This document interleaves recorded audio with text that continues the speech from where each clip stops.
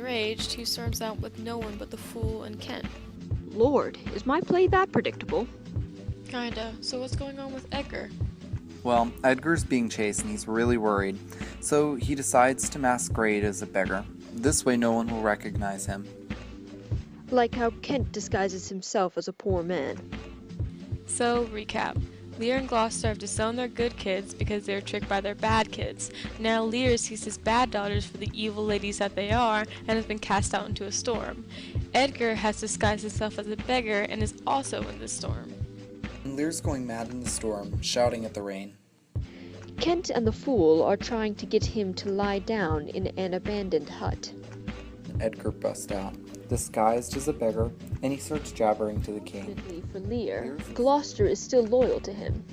He finds the party and tells him that he has somewhere for them to stay for the night. He sees Edgar but doesn't recognize him. Meanwhile, Edmund's been messing with the two evil sisters. He makes them both think that he's in love with each of them, so the two sisters become jealous of each other. Goneril's husband, Albany, gets what's going on between his wife and Edmund. Cornwall does not. You see, Edmund sells out his father to gain favor with Regan and Cornwall.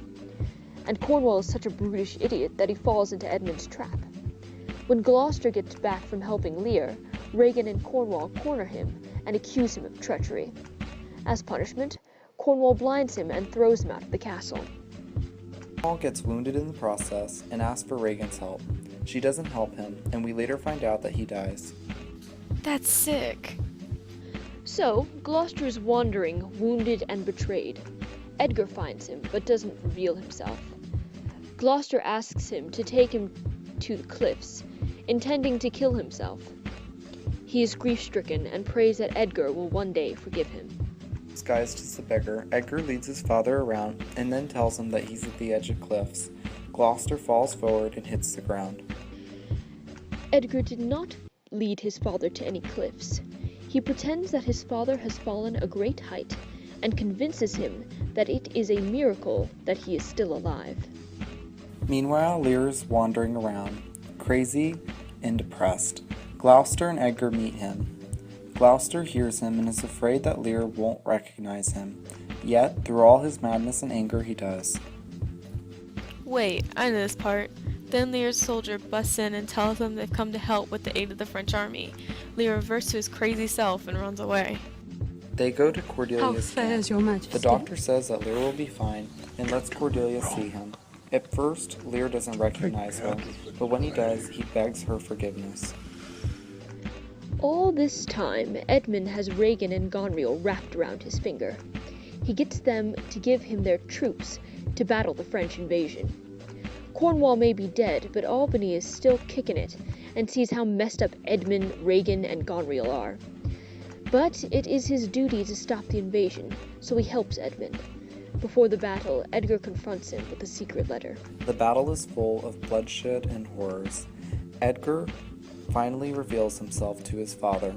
Gloucester can't take the conflicting feelings of joy and grief and has a heart attack. Shit. But it even gets worse. As wonderful as the reconciliation was, Cordelia and Lear lose and are captured by Edmund. What? Yeah. What the heck is wrong with you? It made for a good story. I'm so done. We haven't finished. We're at the part where you pause the movie. So, what happens?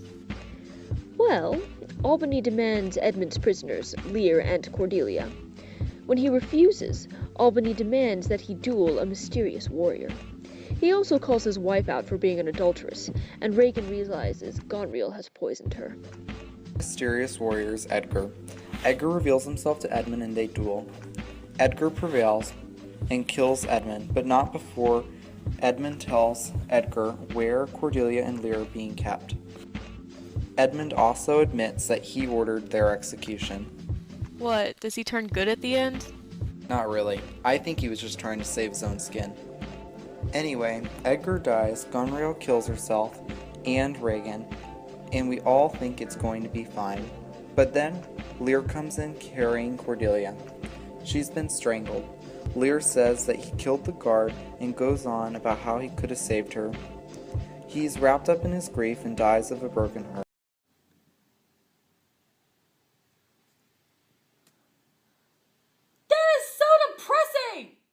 That's art.